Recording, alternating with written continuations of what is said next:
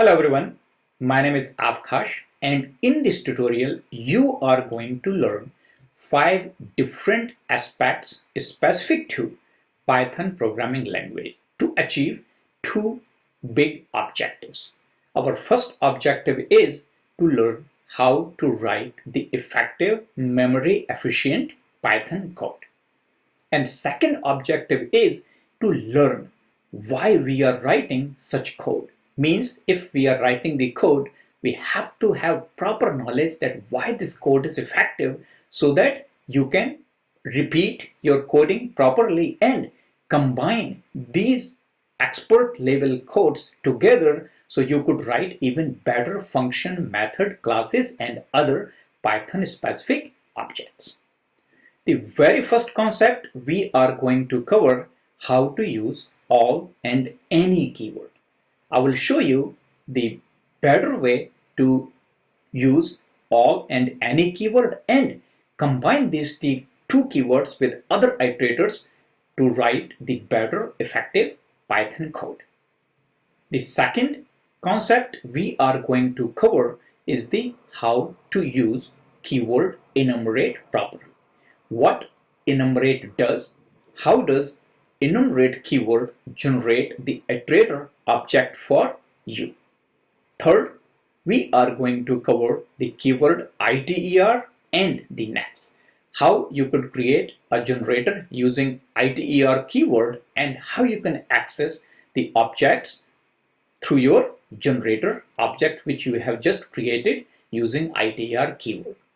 So combination of iter and next, best way to use it. The fourth concept in our tutorial is using keyword yield. It's very important for you to understand how does yield work. You need to have better understanding of what is the generator keyword is and what is a generator function is and how does yield can use in place of return to generate the result and still holding the sequence order or still holding the pointer where the current iterator object is. The fifth objective we are going to cover the use of keyword with. You can use keyword with to connect with your databases file and other IO handles in a way that after using the handle getting your objective complete, you can release the handle and that is going to save you memory. So let's get ourselves started. So our very first objective is to learn when to use any and when to use all. So let's check Python version. So I have Python 3.9.7 running here. I will create a list and my list is, and I have 3 files. So this is my list. If I would like to print my list is a collection of these 5 items.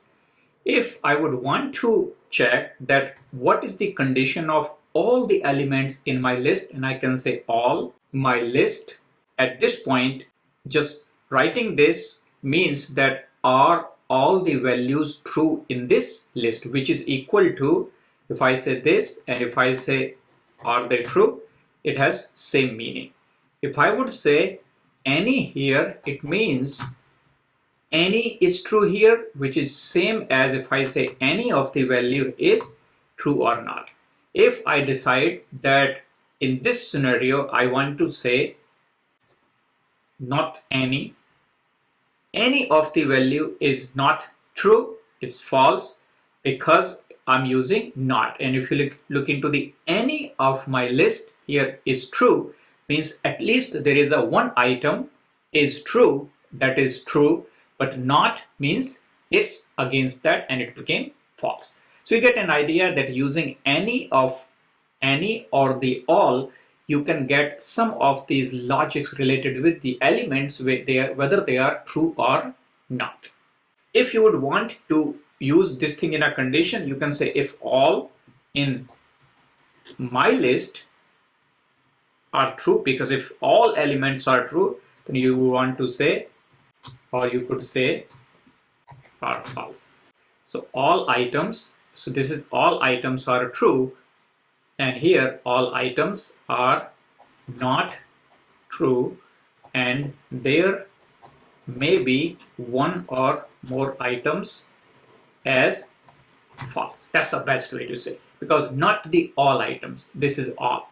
If you would want to use this, and you can say if any item is true, if any item is true, you can say any item is true at least, and then your statement will be little different here, because if any item are not true, then it will be little different. So here to say if any items are true, it will return true. Otherwise it will say all items are false in this given list or sequence. Any item among all items are true. So at least one item is true. So you can get an idea of any and all. Now I have a list little different. So I could say my list is a collection of these numbers 20, 30, 40 and 50. I call it my num list. So this is my numbers list is, and if I would want to say if any here, so for example if I say if any of these numbers in my number list is true, because all numbers will be true. So in this case this will always going to be true, because if you choose this number and you say is always going to be true, because there is no condition check here. So if any number is true, this will not going to work. However, if you will say and it will always going to true, so I will say this is not a good way to use it and I will disable it. So any is always going to be true. However, if you will say any and say is the greater than or equal to 2, you will not be able to get this value, because it is not checking the condition of any number inside. Even if you have a number here and you are not checking the condition of it, is just because it's just checking the numbers are not. If you say if that is the case, it should be true, but it's not the true. So this has no meaning. However, we can make it meaningful. And how we could do? So we can say for x in my num list. If we try to do this, it's not a complete sentence because this is just incomplete statement. So we can say x for x. It is still not a complete sentence, because now we can put this thing in parentheses and now it's a complete sentence. So now we are iterating all the numbers are in this. If you would want to add a condition, we could say if x is greater than 10, only 4 numbers will be there. If greater than equal to 10, then all 5 numbers are there. But these are all the numbers you have which are based on your condition. We haven't applied any or all here. What if we take this and we can convert everything with any here or all here? So we can take this whole condition and we can say if any, so the result or anything here true or not. So we could say any, I'm saying if x is greater than 1 for x in num list. For x in num list. So for x in num list, any of the value is greater than 1, and that will be true because all 5 values are greater than 1. If I say here all, still it's going to be true. But if I say all are greater than 10, it will be false now, because all of these conditions, no, there is only 4 are true. If you say this condition with any, it will still work, it will be true. So using any and all, you don't need to write lot more code. Just using one single line of code, you could actually check if any of your condition is true or all of your conditions are true. So if you say any here, if you say all, you are going to see that any is true but all is false here. But if you say all is greater than 100, it all are greater than 1, it will become true. All are greater than 10, no, it's became false. But in this case, any is greater than 10, it will work.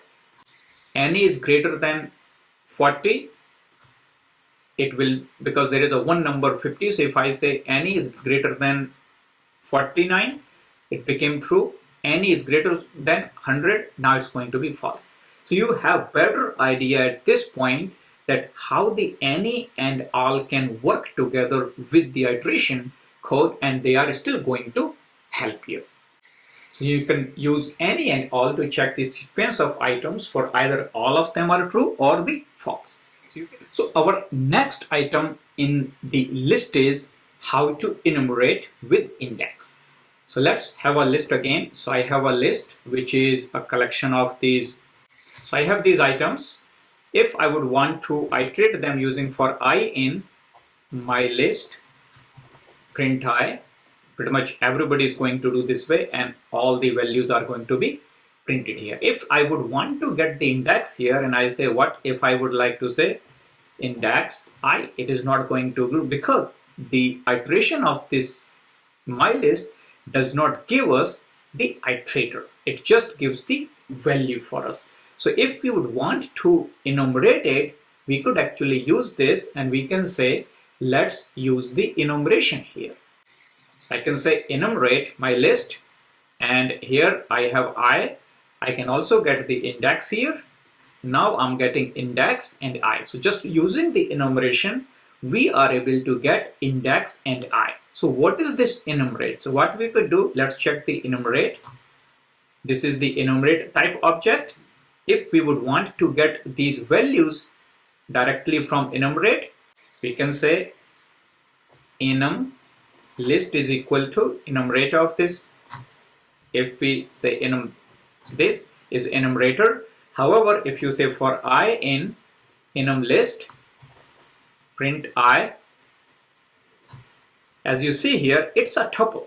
It means whenever you are going to enumerate it, you are going to get a tuple. That's what we are getting here. However, we are taking this tuple and we are already opening it or the unpacking it. For that reason, if we directly enum list to, we can get the index of value. So we can get index and the value associated with it. However, if you think this enum list can be unpacked directly, no, you will not be able to do it because it's not, you are not going to access these items directly. You will have to iterate them. Without iteration, you will not be able to unpack them. So the only option we have is to enumerate. So I can have another example of this list where I have my new list equals, and that's my new list. If I would want to iterate it, I will just try to copy this code very quickly and I would say enum list for print I, and you are going to get the tuple 0 of 1. And if you would want to get the values out of these, then you have two options. Whether you can unpack them, you can say I need the index and value, and here you can print the index and the value. So let's enum list. Now once you have iterate this whole thing, if you will try to take this and try to run again, you are not going to get any value out because the enumeration has completed and all the values has been accessed. It means you have to reload the list. Then if you try to run it, now it's going to work. So like any iterator, you have got that idea. However, if you have the enum list, you will not be able to access the enum list by index. It is not going to work. So we can say not going to work. However, if you know what is your list is, you can say yes, my list is this. What is my list values are? This is my value. What's the value? The key I have, you are going to get key. And the other option is you could say you have my new list. You can select the value iterator. So you can say I need 0 and you can say get of A if you know the key, and that's going to give you the value. So second thing you learn is that how you could enumerate sequence or a list so that you could get the index and the value together. And now we are going to learn how to use the iterator with the next and where the caveats are if there are any. I will be creating another list I have this list, my list. I can iterate it using iterator. So I could say iter of my list. That is the list iterator. I will save it. So I will say iter, and this iter object is actually the iterator. If I would say next iter, it is going to give me the first item. If I would say what is the next, it is going to give me the another item. And same thing if I say next item, next item, next item, and there are no more items left. It means whenever you had your iterator active, you could get the values in the sequence, and you can also do any work in between. So it means iterator is there, I will get first iterator, I will write some value here. I could say for it print, now the iterator 20 value came back. If I come here, iterator 30, I will do some work, then iterator 40 will be there. However, if I go and if I try to do anything with iterator, it will reset my iterator. So for example, if I say what is this iterator, I have accessed it, the next value should be the 50, which is there. There is no longer iterator value available.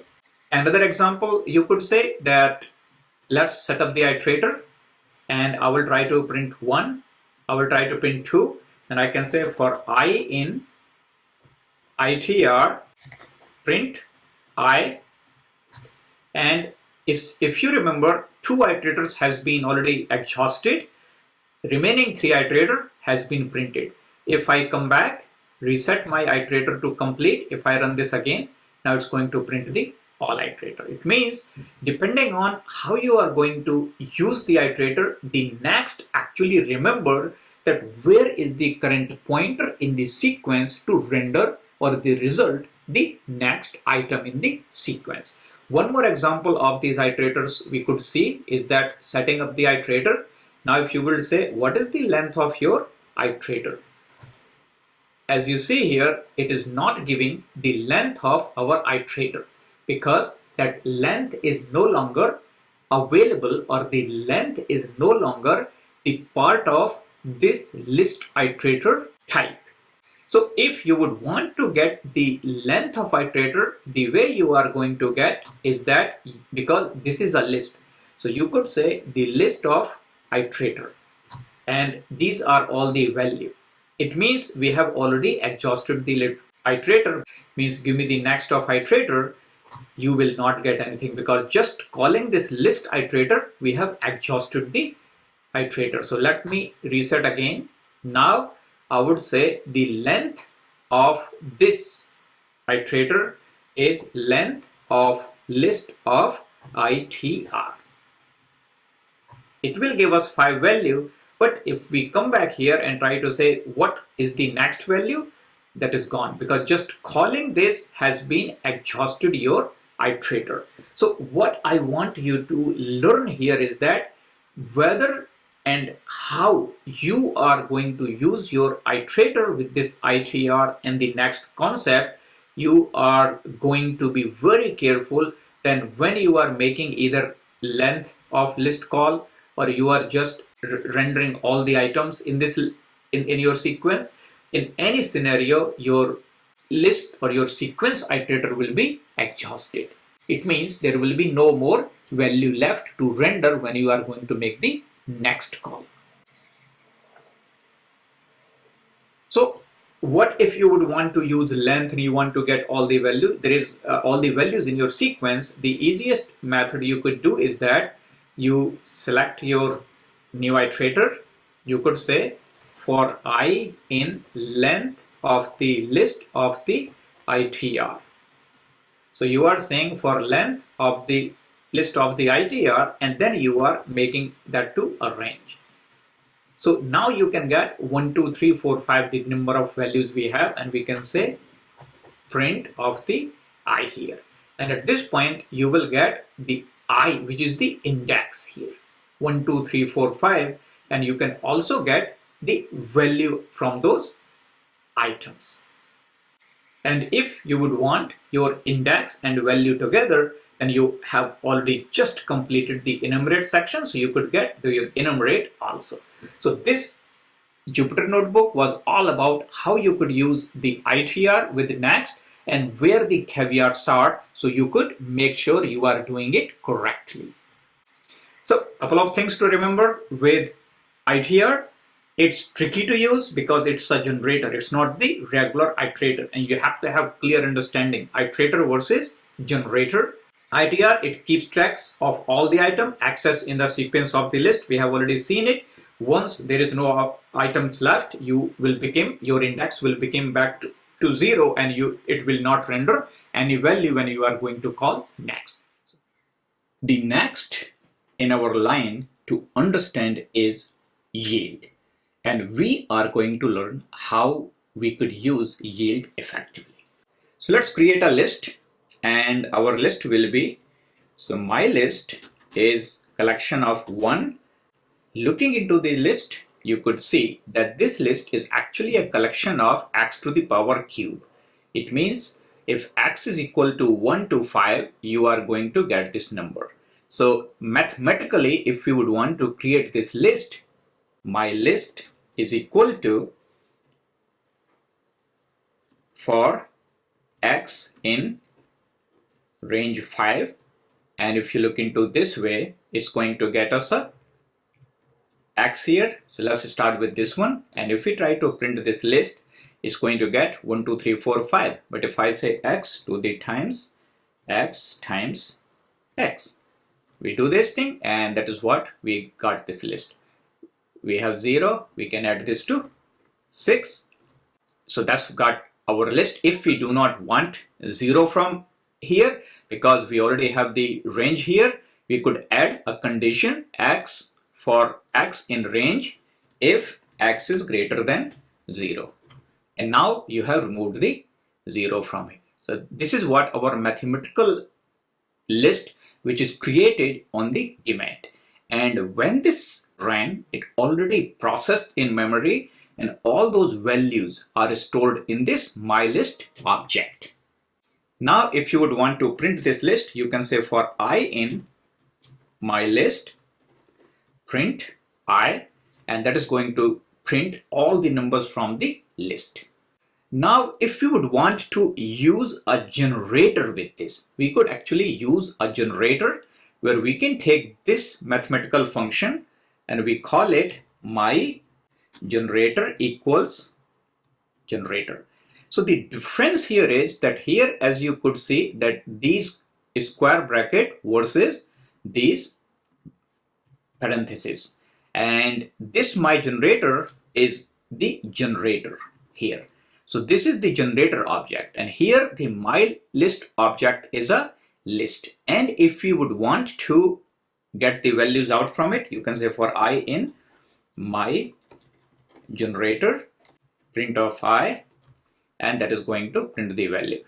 Because here the big difference is that anytime you can ask my list to give a my list of 3, you are always going to get this. When you have a generator, you are not be able to access this way, because generator has to initialize, and then that's where you are going to able to get the values inside which are stored there. So your generator ran, so this generator at this point does not have a value. It is calculated on the fly. Now I will go one step beyond, and I will create this my generator as a function. So I will say define my generator, which is a function, and I will do exact same thing what we have done, something here, but I will break this whole thing into multiple steps. So we have a range, so we could say if I is greater than 0, yield I times I times I. So what we have done, we have created a generator function, and this generator function is defined. So now we made sure that function is defined.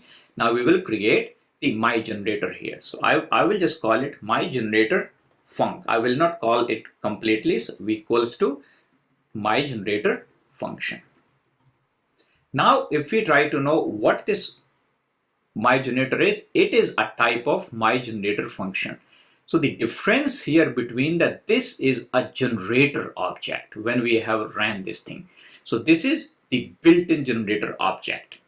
And here, this is a custom generator object which you have created. So there is a difference between these two. Is a Python base. It is purely custom. And now if you would want to print these values, you could say for I in, you are taking this generator and you are saying print of I. It's actually printing everything. So there is three big differences here.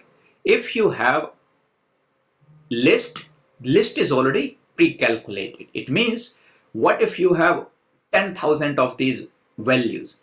All those values will be stored in this mylist object, and that's going to consume a big amount of memory. Here, when you created the generator function, this generator function called and everything has been ran for you and results were given to you. Here, everything is happening whenever you are calling this function run. It generates the result, send result back to that, and then comes back and figure it out where I was. It means it has ability to generate the results, goes outside the process, so send the result to the target function and come back and know where the current pointer is, so that it can go and look into the next item in list. So one of the biggest difference here you found is that here you are not using the return. Here you are using the yield, because in most cases you can do return here. If you do return here, it has to run completely. Make sure you understand my point clearly here. If you are using return, it means you need to run this process completely, and return will go only one time return, because once you return, you cannot come back here. But here you are yielding it, which generate the output, and then it comes back to here. So you are using yield in place of return. However, the return here is the generator, and that is the biggest difference you have to understand here. It's saving you massive amount of memory. It still is doing the same thing here, what we have done earlier, but this is not a memory efficient code. This is a very important aspect of it, is that it's a very memory efficient code where yield is used in place of return, and it's returning a generator. Now let's take another example of it. So I'm creating another function called define, and here I am yielding, and now I can call it test generator function equals. Now if we look into what is this test generator, it's a generator object kind of this function. Very clear difference we have found. Now if you would want to make this call, you could say, okay, I would want to access this function. Now you could say for I in, I will call this master function right now. I'm calling the master function and I'm saying print of I. You see values are printed, and if I say for I in, they all printed. So once we learn this text generator function is a generator, we can try to use this with the iterator. So we could say generator iter is equal to iter, and first we are going to use this test generator function, which is the object of this. Let's use it, and if this point we will say, can I use the next of this? And you see here that whenever we use this function, we could get next, next B, next C. So all three can be accessed through this object. And even if you are going to use not this definition, if you can use the master function, you can define the master function here. And if you are going to use the next of your iterator object A, B, C, and now you have exhausted the list here. So you can get an idea that the function which you have created, the generator, still it's a iterator, because it's generator, but inside the function really iterate, and it gives you the result, and it also controls the pointer that where the current iterator is set into. So using these two examples, I believe that you have understood yield effectively.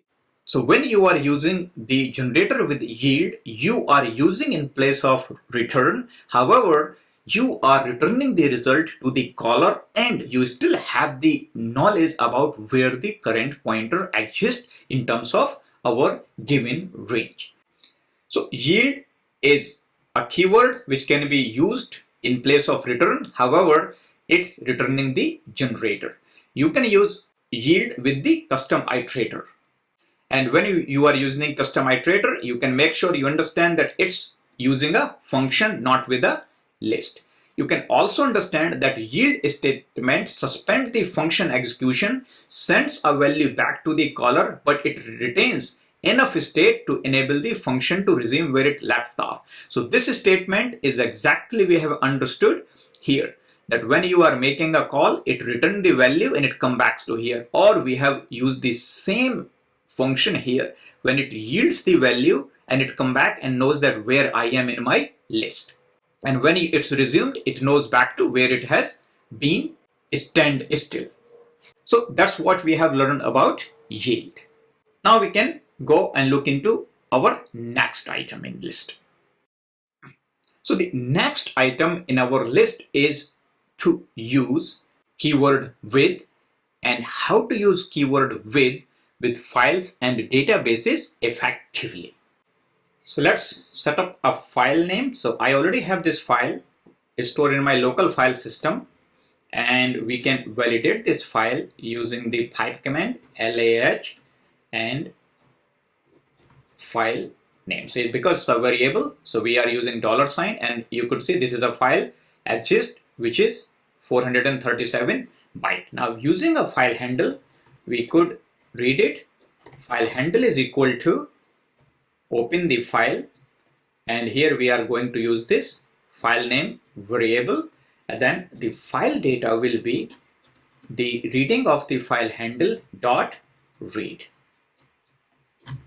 If we look into what is file handle is a text IO wrapper. It means it's reading the file with encoding UTF-8, and if we try to get the file data, that's our file data. It means these two handles are available, and this file handle is still available even when we have accessed the data. If we do not need this file handle because we do not want to read the file, because we could always get the data anytime whenever we want, we do not really need this file handle. It means it's better whenever we make this call, our call is complete, and then after file handle object is closed. It means the best way or the efficient way to write the Python code will be that as soon as we read this file, we should close this handle. So the correct option is that you take this file handle and you say, I would like to close it. Once you close the file handle, now it's closed. If you try to read this file handle, this is still the type because the type hasn't changed, but this file handle will not be able to read the file because you have closed the handle. It means this file handle does not have any reference in memory. It means it is not eating any of your memory resources. Means you are writing a very effective memory efficient code. So you get that an idea. Now how we could make same thing by using with keyword. You could say with. Now you are opening the file, so our file name as file handle. Then you are saying file data equals file handle dot read. Same code, but you are using with keyword here. Now if you look into your file handle is still active, but if you will try to go file handle and you will say, can I read the file? You will not read because this line make this call, and when this execution cross this function boundary, the file handle has been closed. File data is still available. Your data is there, but you wrote a very memory efficient code just by this using with keyword, the file handle object was removed from the memory. It means the reference is there, but it may no longer be able to work. So that's one very good example of using your file handles with using with operator. Now let's take an example of database. So I will be using SQLite. So I have SQLite here. I will be creating a connection. So we are creating connection is equal to SQLite 3.connect, and I'm creating test.db, and that's in my local file system. If you look into the connection, and you see here test.db is created as soon as SQL 3.connect is there. So connection object is available. Now I will be actually using a pre-written code, so that will be easier and faster. So I'm connecting. It means the test.db has a create table if not exist users, and it creates these 4 different columns. ID is primary key, name is address are the 3 columns here. Let me execute the connection. So I am writing 1 row. Now we can read the data. There you go.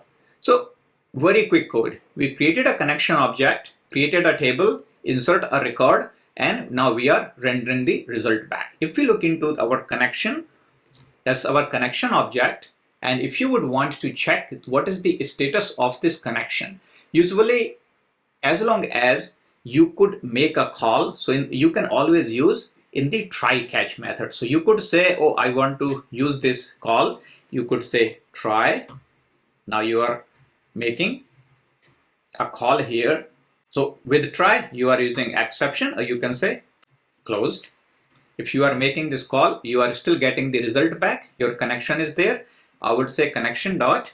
I have closed the connection. Making this call is say connection is closed. So using this try and accept method, you know if the connection is closed. If you would want to create the connection to database is ready, you can get your result back.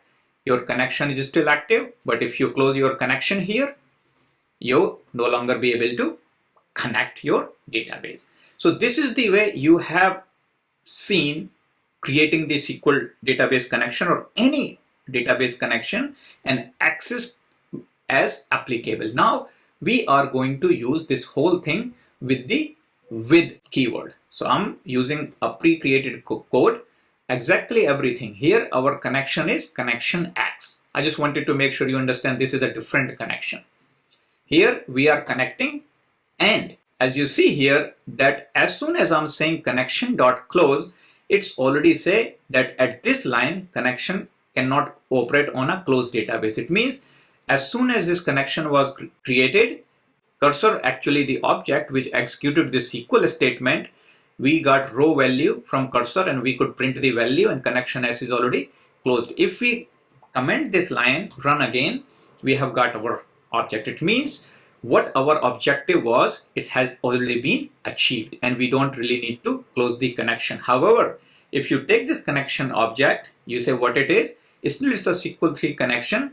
If you would take this line and try to run it, as you could see here, this line is still available, and that is because we are using the Python 3. In Python 3, you have to manually close the connection. Is with keyword behavior has been changed, but if you were using the older version of Python, it would have been closed completely. So even if we enable this thing, you will see that it says that in this reference, this connection is actually closed. It's no longer available. However, the connection is still available because it has already been called.